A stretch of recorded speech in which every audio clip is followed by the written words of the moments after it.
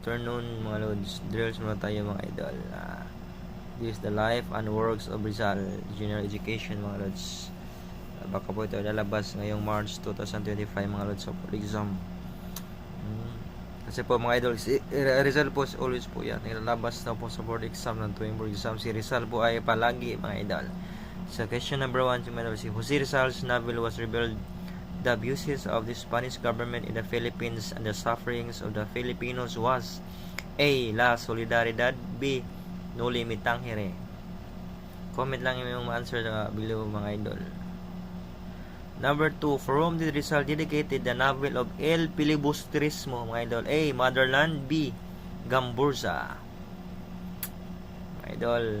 Number 2. Number 3 mga idol, which status was given to the middle class Filipinos who were educated in Spain and were exposed to the nationalistic ideas? Is it A. Principalia and letter B. Ilustrados? Comment down lang mga idol. Good afternoon again mga lods. Salamat. God bless po mga idol. Nato na ansiran po. Ansiran po natin ito mamaya mga idol. Comment na lang mga lods. Salamat.